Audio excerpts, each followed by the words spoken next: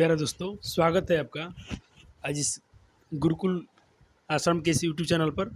और स्वागत करता हूं आप सभी छात्रों का और छात्राओं का। देखिए बच्चों, आज हम लोग पढ़ने वाले हैं फिजिक्स फिर से।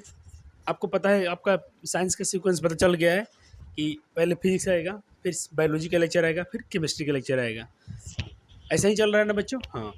तो और आपको एसएसटी में पढ़ा दिया गया, एक विषय बचा है उसका अब चलेगा, फिर हिस्ट्री का आएगा, फिर ज्योग्राफी का, फिर इकोनॉमिक्स का, फिर पॉलिटिकल साइंस का।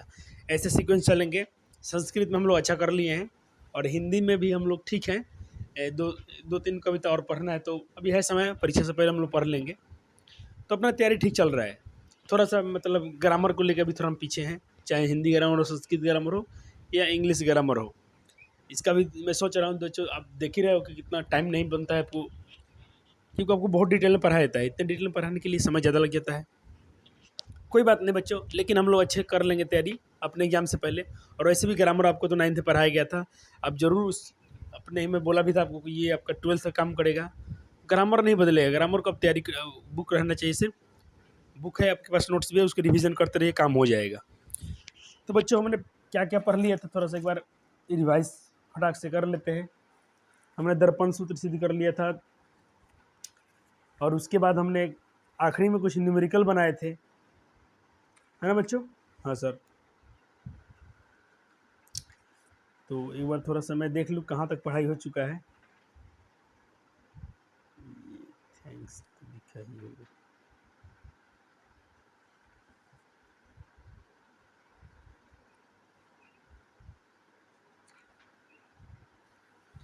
तो बच्चों, यहाँ तक पढ़ाई हुआ था। मैं यहाँ देखो, ये आपको थैंक यू बोला था लेक्चर देखने के बाद। आज हम लोग इसके आगे चलेंगे, तो पहले फटाफट से इसके आगे पढ़ लेते हैं, और आपको थोड़ा एनसीईआरटी भी कुछ कवर हो गए आज वन शॉट में। चलो, मैं फटाक से पहले ले लूँ अपना पेंसिल।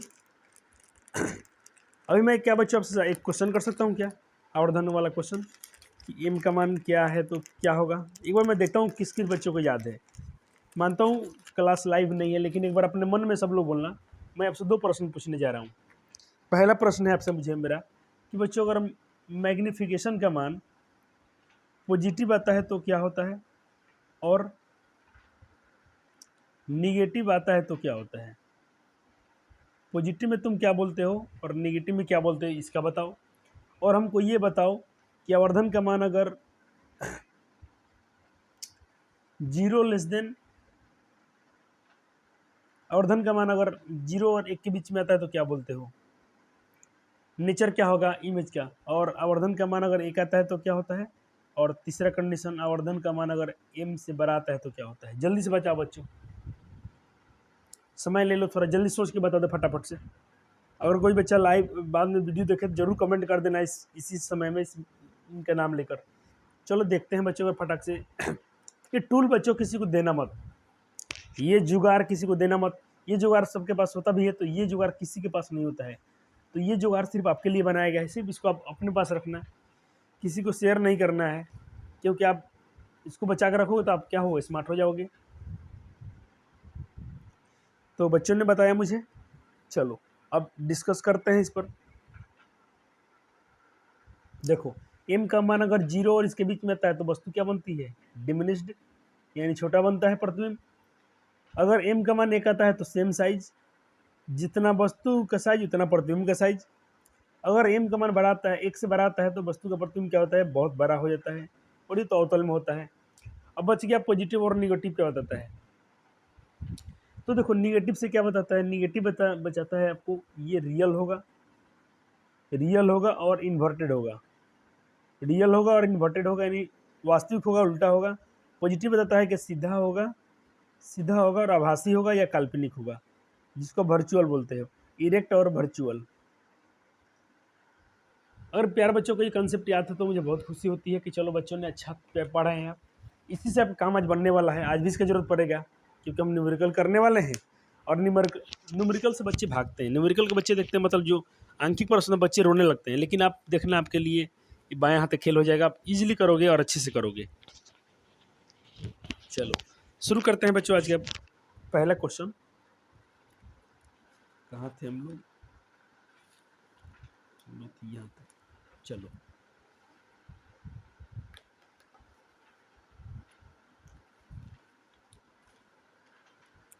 तो उसके पहले मैं आपसे कुछ एमसीक्यू कराने वाला हूँ आज भी। देखता हूँ कौन कौन बच्चे मेरा सही से आंसर देते हैं। चलो, सब लोग क्वेश्चन लिखेंगे और टिक करेंगे साथ साथ में। समझो कि आपका टेस्ट हो ही जाएगा आज। पहले आप टिक मारोगे, फिर मैं टिक मारूंगा। सवाल है कि एक दर्पण की फोकस दूरी -20 में है, तो यह एक कौन सा दर्पण है? चलो, इसका बस सर हिंदी लिख दूं। कनकेव, कन्वेक्स मतलब ये उत्तल दर्पण है, उत्तल दर्पण है कि अवतल दर्पण है कि समतल दर्पण है कि इनमें से कोई नहीं? ये आपके क्वेश्चन है बच्चों। तो जिन बच्चों ने बताया, मैंने आपको दर्पण जब पढ़ाया था तो बताया था बच्चों, फोकस दूरी अगर ऋणात्मक किसकी होती है, धनात्मक किसकी होती है। एक बार थोड़ा चर्चा कर लेते हैं। आपने जरूर कर लिया होगा, मेरे प्यारे बच्चे कर लिए होंगे। कुछ बच्चे को थोड़ा डाउट होगा तो उनके लिए मैं बताता हूँ, जो हो सकता है कि नए लेक्चर, पहला लेक्चर कोई देख रहा होगा बच्चा। ऐसा नहीं कि सारे वीडियो में सब पुराने ही बच्चे आते हैं, नहीं, कुछ नए व्यूअर भी आते हैं, कुछ नए स्टूडेंट भी आते हैं, तो उनका भी ख्याल रखना जरूरी है। देखिए, ये था कौन सा दर्पण बच्चों? बाहर से पॉलिश है अवतल, और ये अंदर से पॉलिश है तो क्या है बच्चों? उत्तल। तो बच्चों उत्तल की फोकस दूरी किधर थी? बाएं साइड में थी। तो मैं बोला था इसको मूल बिंदु मान लीजिएगा। इधर जितना है माइनस, इधर जितना लेंगे प्लस। उत्तल में क्या था बच्चों? इधर तो वस्तु नहीं रखते हैं, इधर रखते हैं। तो इसकी फोकस कहाँ होती है? यहाँ होती है, और कर्वेचर यहाँ होती है। तो इसके दाएं तरफ ना होता उत्तल, ये मान लो उत्तल है, तो उत्तल का तो फोकस भी धनात्मक और वक्रता त्रिज्या भी धनात्मक। इसका तो फोकस भी ऋणात्मक और वक्रता त्रिज्या भी ऋणात्मक। तो आपका आंसर मिल गया होगा, माइनस में था तो जरूर आपका अवतल दर्पण होगा। कौन सा दर्पण होगा बच्चों? अवतल। तो जिन जिन बच्चों ने अवतल टिक किया है वो बहुत प्यारे बच्चे हैं, अच्छे बच्चे हैं, और ऐसे ही पढ़ते रहिए, खुशी होगी हमें। तो इसका आंसर क्या होगा बच्चों? आपने मारा ये। चलो, दूसरा क्वेश्चन बच्चों कहता है कि एक काल्पनिक प्रतिबिंब बनाने के लिए और मैग्निफिकेशन होता है।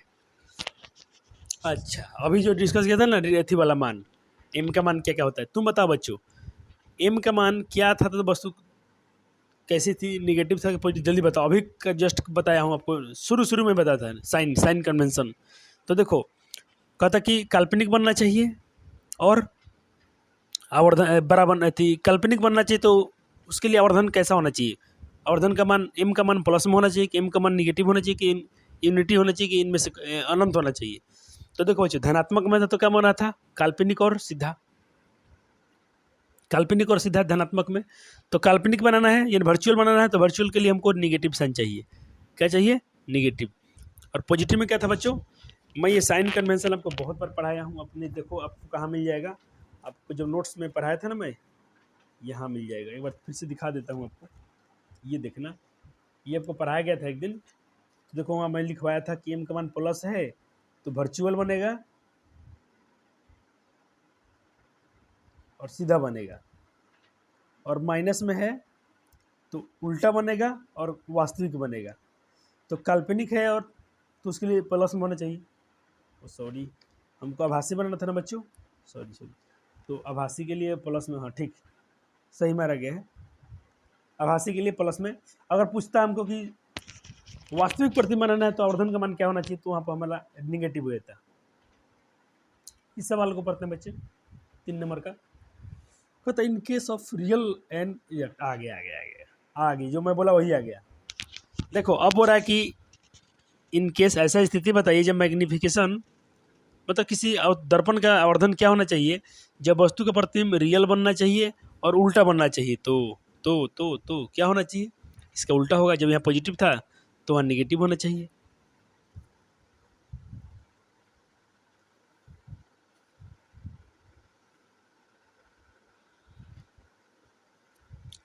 ये तो बच्चा बस जानता है। कहता देखने में व्यापक क्षेत्र होने के लिए कारों में इस्तेमाल किया जाता है। अरे भाई, कार के बगल में, अच्छा उसमें साइड मिरर में कौन सा दर्पण लगता है? 20 बार बोला हूँ कि सिर्फ साइड मिरर याद रखो। देखो एक क्वेश्चन ट्रिक समझो इसका। किसी गाड़ी के बगल में साइड मिरर के रूप में किसी पीछे की वस्तु देखने के लिए सिर्फ उत्तल दर्पण के रूप में पीछे की वस्तु देखने के लिए, पीछे की गाड़ी देखने के लिए, जो हमारे पास साइकिल, बस में, बाइक, मोटरसाइकिल में, कोई भी वाहन में देखना, एक गाड़ी चलाने वाले के बगल में होता है। और 4 चक्का में जाओगे दुदू होता है, बाइक में भी दुदू होता है, दोनों साइड में दर्पण जो लगाता है, सिर्फ वो उत्तल होता है, पीछे के देखने के लिए उत्तल। बाकी अब तुम कुछ भी देखो, गाड़ी के जो हेडलाइट है, गाड़ी का जो इंडिकेटर है, सब में अवतल, सब में अवतल, सिर्फ एक जगह उत्तल लगता है बच्चों, तो इसमें उत्तल हो जाएगा। क्योंकि देखो यहाँ पीछे की वस्तु देखना है, कार में कहता है व्यापक क्षेत्र, इससे क्या होता है बहुत बड़ा क्षेत्र दिखता है। इसीलिए जब किसी वस्तु को अवतल दर्पण के फोकस और ध्रुव के बीच में रखा जाता है तो बनने वाला प्रतिबिंब, ये तो हम नहीं बताएंगे। 6 केस पर आया हूँ कि वस्तु अनंत पर रहेगा तो फोकस प्रतिबिंब बनता है, जब वस्तु का प्रतिबिंब फोकस पर रहता है तो उसका प्रतिबिंब अनंत पर बनता है। जब वस्तु को एफ और सी के बीच में रखते थे तो क्या होता था बच्चों, एफ और पी के बीच में रखते थे क्या होता था, तो बनता था बच्चों बहुत बड़ा प्रतिबिंब बनता था, और वहाँ पर बनता था काल्पनिक बनता था बच्चों। एफ और सी के बीच में रखोगे तो पी और एफ के बीच में रखना है, फोकस और ध्रुव के बीच में, पी और एफ के बीच में रखोगे तो काल्पनिक बनेगा और बड़ा बनेगा, वर्चुअल इरेक्ट इनलार्ज, ये बनेगा। वास्तविक तो बनता नहीं है, वास्तविक बनता नहीं है, वास्तविक यही होगा, डी होगा। ये 6 केस आपको बच्चों याद होने चाहिए। बहुत मेहनत से पढ़ाया हूँ, अभी ने आपने भी मेहनत किया, थोड़ा सा और उसको क्या करना, डायग्राम फिर से कभी 3 दिन 4 दिन पर डायग्राम बनाते रहना, आपका काम हो जाएगा। क्वेश्चन पूछ रहा है when an object at infinity from concave mirror, अरे भाई अवतल दर्पण में वस्तु कहाँ रखा गया है, इन्फिनिटी पर रखा गया है, अभी तो मैं डिस्कस किया हूँ, तो उसका प्रतिबिंब कहाँ बनेगा, फोकस बनेगा 20 बार। देखो वस्तु अनंत पर रहेगी तो फोकस पर बनेगा प्रतिबिंब, फोकस पर रखोगे तो अनंत बनेगा, पी और एफ के बीच में रखोगे तो दर्पण के पीछे बनेगा और बड़ा बनेगा, और बाकी तो सी पर रखोगे तो सेम साइज का बनेगा और सी के नीचे बनेगा। और एक कंडीशन था सी और एफ के बीच में, अब सी और सी और एफ के बीच में, सी और एफ के बीच में रखोगे तो प्रतिबिंब का साइज बनेगा बियॉन्ड सी, सी के पीछे बनेगा, बड़ा बनेगा। चलो एक नोट लिख दिया हूँ, सिर्फ गाड़ी के बगल में यानी साइड मिरर को छोड़कर सब जगह देखो, आंख बंद करो, अवतल अवतल अवतल टिक मार देना, सिर्फ छोड़कर, मैं बोला हूँ इसको छोड़कर, साइड मिरर में सिर्फ उत्तल दर्पण, बाकी अवतल। ये था टेक्निक। चलो अब बच्चों आपके एनसीईआरटी में जो इंडेक्स वाले क्वेश्चन है इसका आंसर करा देते हैं हमको।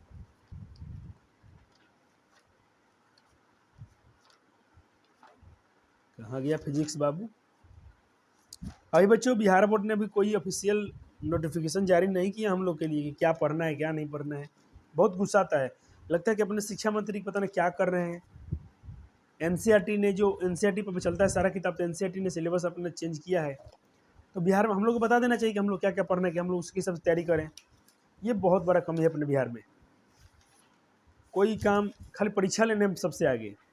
तो सीबीएसई बोर्ड परीक्षा सबसे बाद में लिया और जो सिलेबस था वो तुरंत खबर कर दिया। चलो ये पेज नंबर 85 में जो बच्चों क्वेश्चन है इन सब का हम आंसर करने वाले हैं। पहला क्वेश्चन था कि अवतल दर्पण की मुख्य फोकस की परिभाषा लिखिए। गोली दर्पण की बगैर जितना है तो फोकस दूरी क्या होगी, मानता हूँ आप कर लोगे, लेकिन मैं भी एक बार आपको करा देता हूँ कि कोई बच्चा ये हमको बाद में ना बोलेगा कि सर अपने क्वेश्चन का आंसर दोबारा हमसे इंडेक्स वाले क्वेश्चन का अपने अभ्यास नहीं करवाया। तो अवतल दर्पण की फोकस बिंदु पूछ रहा है, तो देखो प्रधान अक्ष के समांतर आने वाली किरणें, इसका आंसर क्या हो जाएगा, प्रधान अक्ष के समांतर आने वाली किरणें जिस बिंदु पर प्रतिच्छेद करती हैं, जिस मुख्य अक्ष पर, ये ना मेरे प्रिंसिपल पर क्या करती हैं, प्रतिच्छेद करती हैं, जिस बिंदु करती हैं वह बिंदु अवतल दर्पण के फोकस बिंदु कहलाता है। ओके बच्चों, ये डायग्राम बना देना, पूरे नंबर मिल जाएंगे। दूसरा क्वेश्चन, ये तो बच्चा बन जानता है कि जब गोली दर्पण की वक्रता 30 या 20 है तो फोकस दूरी उसकी आधी होती है, सब लोग जानते हैं, फार्मूला लगा देना सिर्फ बच जाएगा। जब त्रिज्या इतना है तो फोकस का सूत्र क्या होता है, ए बराबर r/2, स्मॉल एफ लिखना है, ए बराबर r/2, आर का मान 20 है तो बस काट दो इसको, 10 बार में कट गया तो 10 सेंटीमीटर। चलो अतः गोली दर्पण की फोकस दूरी 10 सेंटीमीटर हुई। तीसरा क्वेश्चन है उसमें क्या बच्चों कि उस दर्पण का नाम बताइए जो बीम का सीधा और आवर्धित प्रतिबिंब बना सके। सिर्फ अवतल है बच्चों, ये कैसा मात्र, देखो पहले तो सीधा बनाना है और बड़ा बनाना है। सीधा उत्तल में बनता है बच्चों, लेकिन बड़ा नहीं ना बनता है, तो सीधा पूछिए और बड़ा पूछिए अवतल। हाँ सीधा पूछता और छोटा पूछ लेता तो हमारा उत्तल दर्पण हो जाता, लेकिन ये बड़ा पूछ रहा है तो सिर्फ अवतल में ये केस है। और ये केस कब होता है बच्चों? पी और एफ के बीच में वस्तु रख दो, ये बन जाएगा।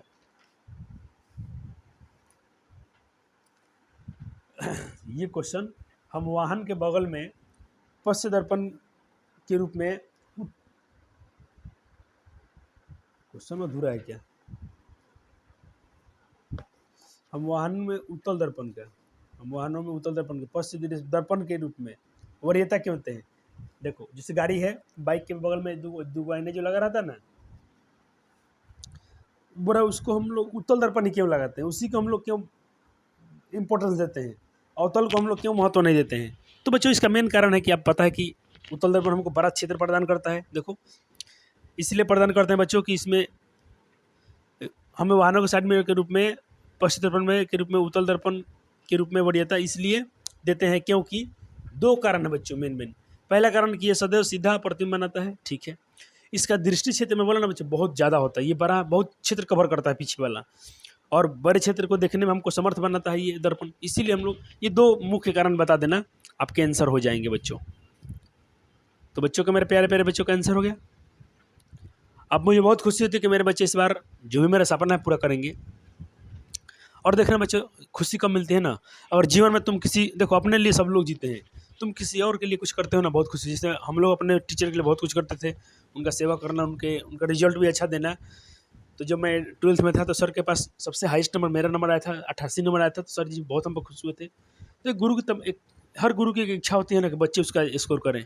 इस बार बच्चे ने जो भी किया अच्छा स्कोर किया है, 400+ किए। तो हम लोग बाकी कोचिंग वाले से थोड़ा ठीक ठाक हैं। इस बार तुम लोग पूरा ऐसा देखो, इस बार हम लोग का क्या हुआ है, अपने कोचिंग का बैनर फाड़ा जा रहा है, फाड़ने दीजिए, कोई बात नहीं है। इस बार तुम लोग ऐसा रिजल्ट ला के दिखा दो, ऐसा इस बार रिजल्ट तुम ला के दिखा दो कि आप लोग के पास पूरा बिहार देखेगा, पूरा क्या बोलते हैं, जो अपना देश की मीडिया है वो आएगी, मतलब इंटरनेशनल लेवल, पूरा देश का, मतलब देश लेवल पर आपका वीडियो चलेंगे, आपको पूरा दुनिया देखेगा। फिर वहाँ से कौन आपको हटाएगा? फिर आपका वीडियो कौन वहाँ से काटेगा? फिर आपकी तस्वीर कौन हटाएगा? आपका नाम को कौन हटाएगा? वहाँ से कोई नहीं हटाएगा। और अपने कोचिंग का भी नाम कौन हटाएगा? कोई नहीं हटाएगा। थोड़ा सा इस पर परिश्रम कर लो, कंटेंट पूरा आपको टॉपर बनाने वाला है, सिर्फ थोड़ा सा मेहनत की जरूरत है। और बिल्कुल परेशान नहीं होना है, ऐसा नहीं कि आपको बहुत ज़्यादा पढ़ना पड़ेगा, सिर्फ आपको मस्ती में पढ़ना है, बातें को रिविजन करते रहो बस। ऐसा नहीं कि मरो कि पूरा सीरियस हो जाओ, खाना पीना छोड़ दो, डर जाओ, ऐसे डरना नहीं है। बिल्कुल मुस्कुराते रहना है, हंसते रहना है, और दिल पे कोई मतलब बोझ नहीं लेके चलना है। इतना तुम समझना कि जो सर हमको आज पढ़ाते हैं इसमें हमको आज पढ़ लेना है, बस उतना ही, थोड़ा थोड़ा, बूंद बूंद तालाब भर जाएगा, है ना बच्चों। चलो, एक उसमें का क्वेश्चन था, और ये पेज नंबर 188 में है, 188। हाँ, ये दो क्वेश्चन इधर है बच्चों, ये वाले। तो इनका पहला क्वेश्चन दूसरे के बाद में कराया हूँ, दोनों लिंक करा दिया हूँ। तो बोल रहे हैं कि भाई उत्तल दर्पण की फोकस दूरी 32 है, वक्रता 32 है, तो इसके, तो देखो इसकी कर्वेचर भी किसमें, इसके रेडियस भी, कर्वेचर रेडियस किसमें लेते हैं? प्लस में लेते हैं। इसकी फोकस दूरी भी प्लस में आएगा। ये बराबर क्या होता है? 2 16, यहाँ प्लस में आएगा। खाली प्लस में बताते ना कि उत्तल दर्पण की फोकस दूरी क्या होती है? धनात्मक होती है ना बच्चों? क्या होती है? उत्तल दर्पण की फोकस दूरी धनात्मक होती है। प्लस का साइन जरूर दिखा देना। चलो, अब आपके एग्जाम्पल के सवाल हैं बच्चों। आपका ये सवाल कहाँ मिल जाएगा? मैं वहाँ से लिखवा देता हूँ, जिन बच्चों को थोड़ा साफ नहीं दिखता मेरा राइटिंग, और राइटिंग पर काम कर रहा हूँ बच्चों, अपना राइटिंग सुधारने में बहुत लगा हुआ हूँ। मैं क्वेश्चन दिखा देता हूँ। ये क्वेश्चन है बच्चों, उदाहरण 10.1। बहुत इंपॉर्टेंट सवाल होते हैं सब एग्जाम्पल वाले। चलो, ये सवाल है, इसको बनाना है। कैसे बनाओगे? मैं बोला देख के खाली तुम पता करो कि क्या क्या दिया है। जो बच्चा गिवन लिख देगा ना, देखो लास्ट में तो साइज ज्ञात करना है, तो उसके लिए हम लोग आवर्धन निकाल देंगे, और हमको प्रकृति निकालना है तो एम निकाल देंगे आवर्धन, और प्रतिबिंब की स्थिति निकालना है, नहीं हमको भी निकालना है बस। देखो, प्रतिबिंब की स्थिति यानी भी निकालना है, एम क्या होगा निकालना है, और साइज, तो साइज ज्ञात करना है। तो साइज के लिए हम लोग क्या निकालते हैं? HI और HO। तो एक दिया है, एक निकल जाएगा। चलो देखो क्या क्या दिया है, लिख लो बच्चों। सिर्फ ये गिवन लिखना सीख गया ना, समझो तुम्हारा काम सारा हो गया। देखो क्या दिया है, रेडियस दिया है, कहता है कि किसी ऑटोबाइल यानी एक मतलब मोटरसाइकिल गाड़ी कुछ समझ लो, उसको देखने उत्तर दर्पण की वक्रता त्रिज्या 3 मीटर है। कितना मीटर है? 3 मीटर है। तो 3 मीटर लिख दिया हूँ। सर आपने 3.00 नहीं लिखा है। अरे भाई जीरो लिखो मत लिखो, दशमलव का जीरो की वैल्यूएशन होती नहीं है। तो जब त्रिज्या इसकी 3 है तो इसकी फोकस दूरी इसकी आधी हो जाएगी, तो 1.5 हो जाएगा। इसकी फोकस दूरी क्या हो जाएगी, 1.5 हो जाएगी। और कौन सा दर्पण है बच्चों, उत्तल दर्पण है, तो समझ लो कि पॉजिटिव में ही आएगा। यू क्या दिया, यू तो हमेशा बच्चों माइनस में लेते हैं, आपको पढ़ा दिया गया, क्योंकि वस्तु हम इधर रखते हैं लेफ्ट साइड में, तो नेगेटिव होगा ही होगा। कहता कि 5 सेंटीमीटर की दूरी पर स्थित, कहता कि यदि एक बस इस दर्पण से, मान लो कोई दर्पण है, उस दर्पण से पीछे कोई बस खड़ी है, तो बस क्या हो, वस्तु हो गया, तो वस्तु दूरी कितना हो गया, 5 है, तो ये माइनस में लेना पड़ेगा आपको। ये कंडीशन याद होना चाहिए। तो अब देखो बच्चों, इतना मैं बोला ना, ये बच्चों जो लिख देगा ना, उसका कोई दुनिया में रोकने वाला नहीं है। भी निकालना है, प्रतिबिंब की ऊंचाई बोला था तो एच आई बोलते हैं, हाइट ऑफ इमेज निकालना है, तो एच आई लिखते हैं इसको। दर्पण सूत्र से आपको पता है कि जब देखो यू पता है, ए पता है, तो भी नहीं निकल जाएगा बच्चों। इसलिए बोलता हूँ खाली तुम गिवन लिखना सीख लो, बाकी तो बट्टा के जोड़ के तुम तो माहिर हो, गर्दा उड़ा दोगे। बट्टा के जोड़ हम क्या पढ़ाएं आपको। ये माइनस का है तो इधर लाओ, सब मान दर्पण सूत्र में मान बैठाओ, इसको इधर लाओ, खाली इसका मान निकालना है। तो अब ये प्लस हो गया, अब इनका बट्टा के जोड़ बना लो। देखो इसको मैं दशमलव हटाए हैं बच्चों, यहाँ 1.5 है ना, दशमलव हटाओ तो ऊपर 10 बन जाएगा, नीचे 15 रह जाएगा। अब इनका एलसीएम कितना आएगा बच्चों, 15 5 का एलसीएम 15 आएगा, 15 कम 15, 15 कम 10, 5 3 15, 3 बार में 3, 13/15 आ गया। अब पलटो या क्रॉस गुना करो, देखो यहाँ से 2 तरीका है, गुना करो तो क्रॉस में तो क्या हो जाएगा, भी गुना 13 और 1 गुना 15। अब भी का मान निकालोगे तो 15 और 13 गुना में है तो भाग में आएगा। तो इसीलिए हम देखो इसको पलटते हैं, भी ऊपर गया तो एक नीचे आया, तो एक तो लिखते नहीं है, ये भी ऊपर नीचे आएगा, ऐसे पलट लेना, क्रॉस गुना कर लेना, आपकी मर्जी, जैसा आपको मैथमेटिक्स अच्छा लगता हो। भी निकल गया बच्चों। बोला था कि प्रतिबिंब की स्थिति बताओ क्या होगा, तो प्रतिबिंब की स्थिति क्या है बच्चों, दर्पण से मान लो ये उत्तल दर्पण है बच्चों, तो इमेज क्या हमारे पीछे, दर्पण से उत्तल दर्पण हमेशा प्रतिबिंब क्या बनता है, पीछे ही बनता है, आगे नहीं बनता है, तो दर्पण के सामने बनता है, सॉरी इमेज तो इधर बनेगा, इसका इधर बनता है दर्पण से जो हमको दिखता नहीं जल्दी, काल्पनिक प्रतिबिंब बनता है लेकिन सीधा बनता है। तो दर्पण से पीछे बनेगा, कहाँ बनेगा, दर्पण से पीछे बनेगा, क्योंकि ये दर्पण है उत्तल दर्पण, तो इमेज इसका कहाँ बनता है, इधर बनता है, इधर। दर्पण से पीछे कितना बनेगा बच्चों, 1.15 मीटर की दूरी बनेगा। अब पूछा था कि उसका नेचर बताओ, जब भी नेचर पूछेगा तो एम जरूर निकालना, आवर्धन जरूर निकालना बच्चों। यहाँ नहीं लिखा हूँ क्या बच्चों, नहीं लिखा हूँ, यहाँ हमको रुक जाओ, लिखना पड़ेगा ऊपर गिवन में, जहाँ तुम मेरी सब लिखे थे ना, तो वहाँ पर एक और चीज़ लिख लो, भी बराबर क्या होगा, एम बराबर क्या होगा, ये आपको लिखना पड़ेगा, ठीक है बच्चों। अब आवर्धन निकालते हैं बच्चों, तो आवर्धन क्या होता है, माइनस भी बटा यू, ठीक है, मान बैठा दो, माइनस का माइनस, भी का मान इतना है, देखो भी का मान क्या है बच्चों, 15/13 कहो या इतना कहो, तो मैं 15/13 इसलिए रखता हूँ बच्चों, 15/13 काटने में थोड़ा सुविधा होगा। और यू का मान बैठा दो, ये 5 से 15 काट दो, 3 बार में कट गया, माइनस से माइनस कट गया, तो 3/13 आ गया, या कहो 0.23। अब देखो आवर्धन का मान प्लस में है बच्चों, तो प्लस में भी मैं आपको सिखाया, प्लस में क्या बताता है, प्लस में बताता है कि काल्पनिक बनेगा, सीधा बनेगा, और बिंब से इतना गुना छोटा होगा, छोटा तो होगा ही होगा। देखो वस्तु कितनी बड़ी थी, वस्तु 5 मीटर का था ना बच्चों, वस्तु 5 मीटर का था, और इमेज क्या बना बच्चों, उसका 0.23 गुना, बहुत छोटा बनता है इसमें। एक बार फिर से दिखाते हैं,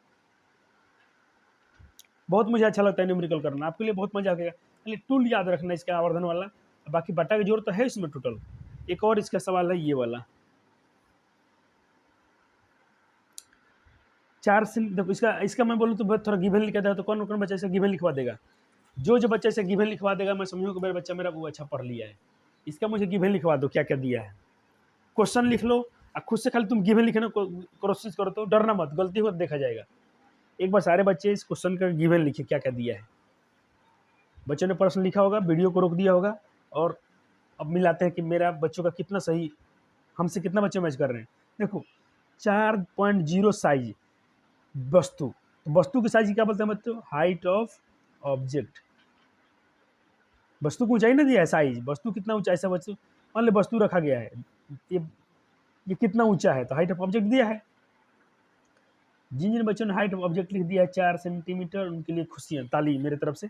अगला क्वेश्चन, अब देखो 15 सेंटीमीटर की फोकस दूरी, देखो फोकस दूरी तो दिया है, यानी ऐसा लिख लो, 15 लिख दो। अभी दर्पण नहीं पता है कौन है, तो चलेंगे, हाँ आ गया, अवतल है तो माइनस कर दो, अवतल दर्पण की फोकस दूरी ऋणात्मक होती है, दर्पण से 25 सेंटीमीटर की दूरी पर रखा गया है, तो वस्तु दूरी रखा गया है, तो वस्तु दूरी क्या लिखो, निगेटिव लिया जाता है। दर्पण कोई हो 25 सेंटीमीटर, दर्पण से कितनी दूरी पर पर्दा रखा जाए कि स्पष्ट प्रतिबिंब बने। दर्पण से पर्दा रखने की बात कर रहा है, यानी आपसे भी पूछ रहा है कि प्रतिबिंब कहाँ बनेगा, ये पूछ रहा है। प्रतिबिंब प्रतिबिंब प्राप्त हो जाए, जब भी प्रतिबिंब प्राप्त करने बोले तो भी निकालना है। प्रतिबिंब की प्रकृति, यानी आपको नेचर निकालने के लिए बोला है, ऐसा निकाल। साइज पूछा है, यानी हाइट ऑफ इमेज पूछा है। हाइट ऑफ इमेज पूछा है कि हाइट ऑफ इमेज क्या होगा। इतना जो बच्चा लिखा होगा ना, सुंदर बालक है, अच्छा बालक है, मेरा प्यारा बालक है। चलो इस क्वेश्चन का सॉल्यूशन देखो यहाँ से हल। वाह क्या बच्चे, बहुत खूबसूरत। अब तो ये क्या है आपके लिए, बाएं हाथ खेल है। मान बैठाओ, आंसर निकालो, मान पुट करो, आंसर पाओ। ये इधर प्लस हो जाएगा, ये माइनस है प्लस है। एलसीएम 75 आएगा, 15 × 5 = 75, 5 × 5 25, 3 75 3। बस इसको पलट दो तो इसका देखो ये आंसर है। तो इसको बट्टा में भी रखा हूँ और दशमलव भी कर दिया हूँ, दोनों से मुझे मतलब है। एक बार हम इसको भी बैठाएंगे कभी कभी, आप इतना ही परीक्षा में लिखते हो तो नंबर नहीं कटेंगे आपके। और ये तो है। चलो आवर्धन निकाल लेते हैं बच्चों, माइनस भी बटाइयो, माइनस का तो था ही, भी का मान खुद माइनस में आया, तो ये माइनस काट दो, तो अब 25 से 75 काट दो 3 बार में, 25 3 यही 75 कट गया। या कुछ बच्चे इसको ऐसे बना सकते थे, माइनस और ये माइनस मतलब 25 हो जाएगा, तो 75/2, ये 25 पलटेगा ऊपर एक, 25 आएगा नीचे, कट गया 3 बार में, तो -3/2। और -3/2 कहो या -1.5 कहो। अब देखो बच्चों माइनस में आंसर आया है, तो तुम क्या बताओगे, निगेटिव क्या बताता है कि वास्तविक बनेगा, उल्टा बनेगा, और बड़ा तो बनेगा ही, क्योंकि वास्तविक उल्टा और बड़ा अवतल दर्पण है, बड़ा प्रतिबिंब बनता ही बनता है। बड़ा क्यों बच्चों, पता है बड़ा क्यों है? मैं बोला था आपको दो काम करना। जैसे आपका आंसर आया है, -1.5, मैंने बोला एक बार साइन छिपाओ, तो साइन छिपाओगे तो क्या है, m का मान 1 से बड़ा है, तो m के मान 1 से बड़ा है, तो इसका मतलब क्या होगा, बड़ा प्रतिबिंब बनेगा, इन लार्ज बनेगा। और एक बार वैल्यू छिपा दो तो साइन माइनस है, तो निगेटिव। आपको देखो क्या ट्रिक है, मत देना किसी को, ये ताला चाबी अपने पास रखना बच्चों। अब हाइट निकालना है तो उसके लिए आपको आवर्धन का फॉर्मूला एक और है, ये चाहे ही हो, ही का मान इतना है, सॉरी, तो आवर्धन का मान m का मान कितना आ गया, इतना आ गया है, ठीक है। अब देखो आवर्धन का मान फिर से बैठा दिया हूँ, एक एच आई नहीं पता है, एच ओ पता है 4, 2 से 4 कर दो बार में, अब क्रॉस गुना कर दो, यहाँ 1 बचा है तो एच आई 2 3 6, माइनस में 6 आ गया। तो यहाँ माइनस आपको मतलब नहीं, माइनस का मतलब देखो क्या होता है बच्चों, माइनस से मतलब क्या है, मान लो अवतल दर्पण है, मैंने क्या बताया, वस्तु यहाँ रखे हैं, तो इमेज कहाँ बनेगा, नीचे अगर बनता है कि नहीं, तो मैं बोल आप निशान के मतलब क्या पढ़े हो, ऊपर प्लस में नीचे माइनस में, यानी वस्तु का प्रतिबिंब नीचे बनेगा ही। तो साइन ये बताता है कि सिर्फ वस्तु का प्रतिबिंब नीचे बनेगा, वो माइनस का मतलब ये नहीं कि साइज उसको छोटा हो गया, नहीं।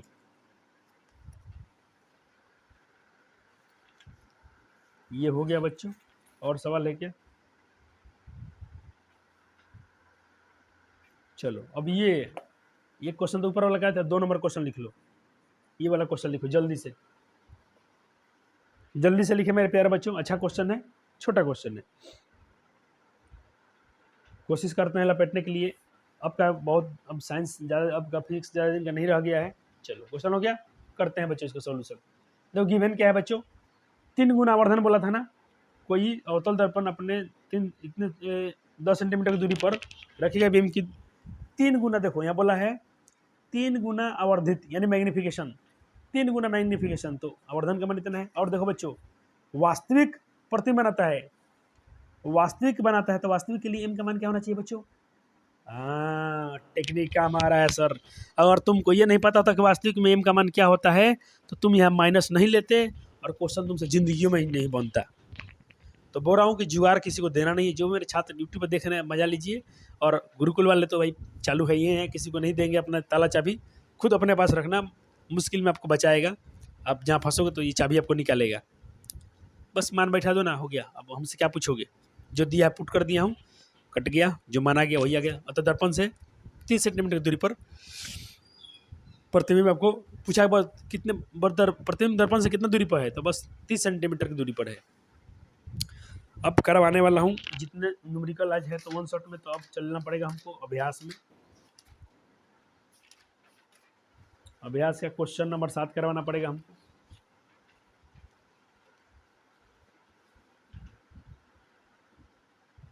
हाई सर, तो क्वेश्चन हो चुका है बच्चों, आपको पता नहीं किताब पढ़ते हो कि नहीं पढ़ते हो। चलो 7 नंबर क्वेश्चन लिखो फटाक से, फटाफट से क्वेश्चन लिखिए 7 नंबर।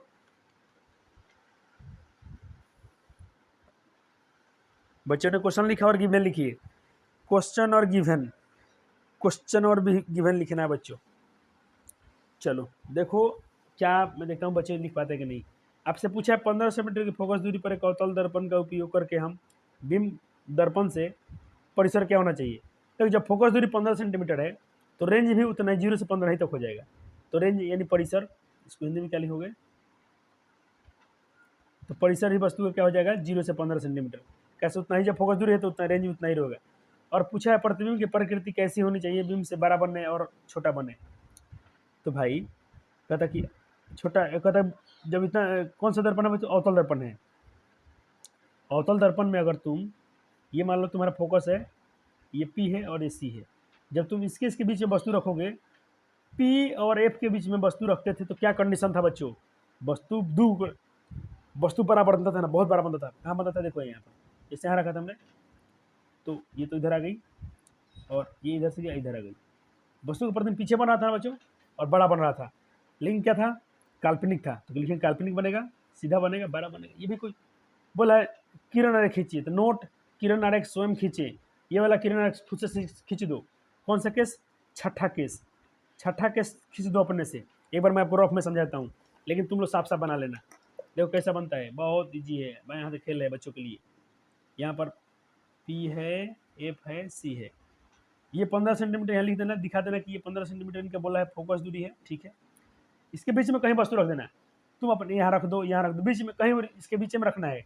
उसके मान लो हम यहाँ रख देते हैं, तो एक किरण सीधा गुजारोगे, फोकस से जाएगी, एन नियम है। और दूसरा ऐसे पोल पर गिराओगे तो कोण आई कोणार के बराबर हो जाएगा। इधर तो मिलने का नाम नहीं ले रहे हैं दोनों, तो कहाँ मिलेंगे बच्चों, कहीं ना कहीं पीछे तो मिलेंगे ही। बस यही किरण बनाना है, ये बनाना है आपको डायग्राम। अवतल दर्पण का छठा ये लिखने के बाद है, इतना लिख दिया आपने, ये मेन आंसर आपका हो गया है। बस ये वाला केस बना देना है, डायग्राम बना देना है, क्वेश्चन हो गया। ये देखो बच्चों 8 नंबर, ये क्वेश्चन का आंसर करा दिया हूँ, जाके अपना नोट्स में रिवाइज कर लो। कार कागज दीप में हेडलाइट का प्रयोग क्यों किया था, करा दिया गया है। वाहन के पीछे वस्तु के प्रतिबिंब देखने के लिए उत्तल दर्पण के साइड मिरर के रूप में क्यों करते, करा दिया है। सौर भट्टी में अवतल दर्पण का उपयोग क्यों करता है, क्यों। कहता है कि पहले यूज बताइए, पीछे किसका होता है, देखो इसमें तो होता है अवतल दर्पण का होता है, इसमें किसका होता है, साइड मिरर में उत्तल दर्पण का होता है। सौर भट्टी में किसका होता है बच्चों, अवतल का होता है। अब इससे नहीं बोला, बोला कारण का उत्तर दीजिए, तो कारण का उत्तर आपको नोट्स में लिखवा दिया गया है, रिवीजन कर लेना। ये क्वेश्चन मुझे पूरा याद है, मैं करा दिया। अब चलो, अब क्वेश्चन नंबर 12।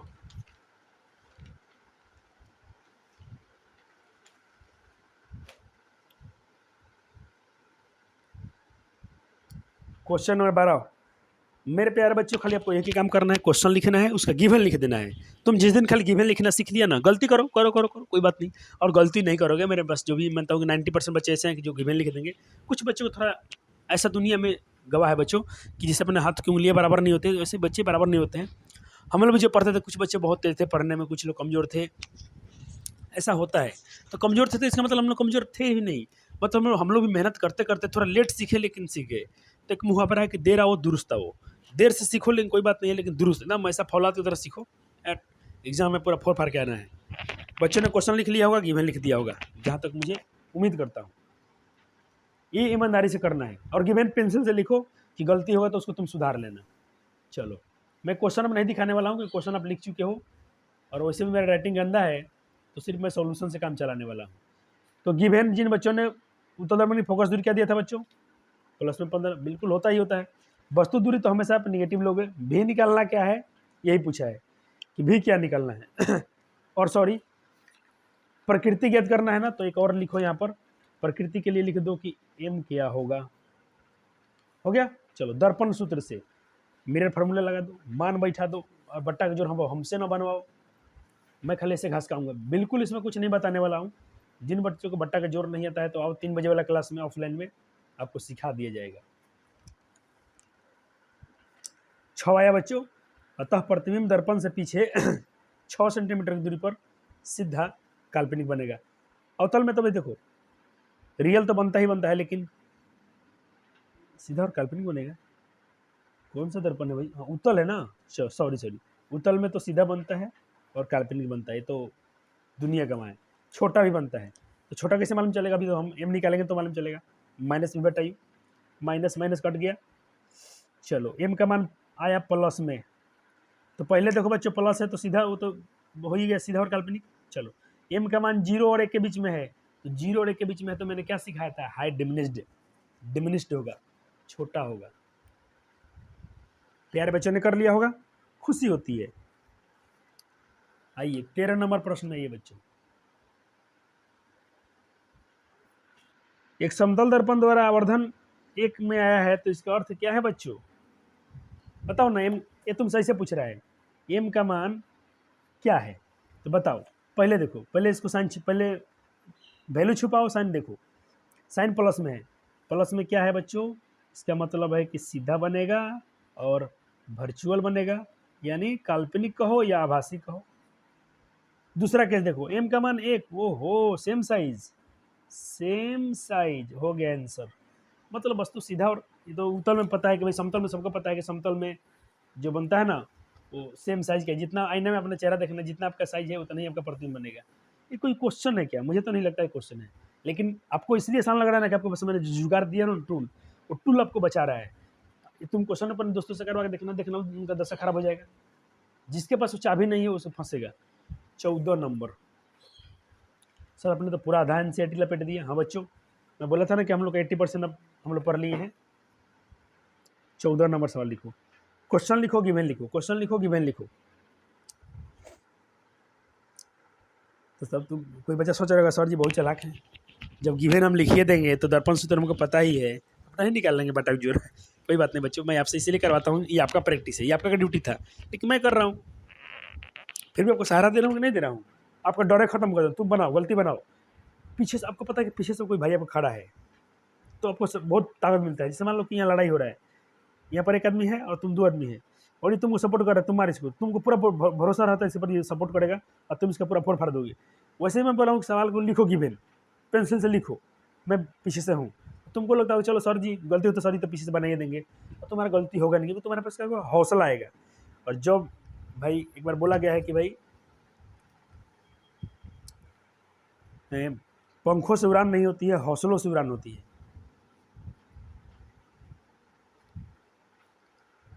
चलो आर दिया था तो हम फोकस दूरी निकाल लेंगे, आधा हो जाएगा इसका।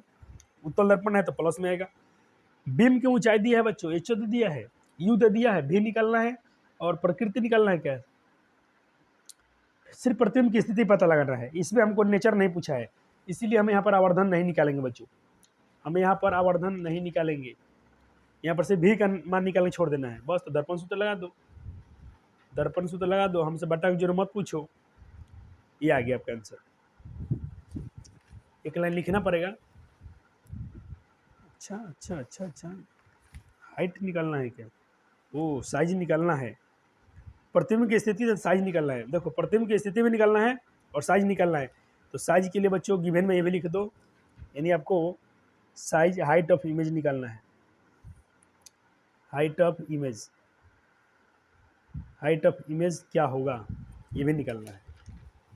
चलो तो ये तो भाई आपका आवर्धन का मान इतना आ गया। आवर्धन का मान 3/7 का मतलब क्या हुआ? इसको भाग देके देखना, 0 कुछ आएगा ना बच्चों। अरे 3/7 का मतलब क्या हुआ है? 0 और 1 के बीच में आंसर है। यहाँ देखते हैं 0.07 2 0 7 दूना 14, यानी 0.42 मान के चलो। इसका मतलब हुआ कि m का मान 0 और 1 के बीच में है, तो क्या होता है इसका मतलब? छोटा बनेगा, तो प्रतिबिंब का साइज छोटा बनेगा। धनात्मक है तो सीधा और काल्पनिक होगा ही होगा। हाइट निकालना है तो ही हो लगा दो, m बराबर ही हो, ही HI/HO, हाइट ऑफ इमेज बटा हाइट ऑफ ऑब्जेक्ट। बस अब तो ये तो लिखने में तुम तो माहिर हो, लिख दो। 15वां क्वेश्चन, न्यूमेरिकल का आखिरी क्वेश्चन। क्वेश्चन लिखिए और उसका नेचर क्या बोलते हैं गिवन लिख दीजिए, बाकी तो हम कराइए देंगे।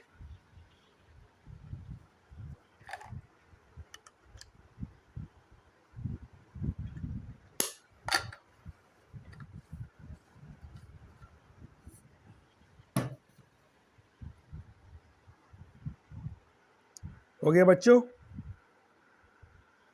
चलो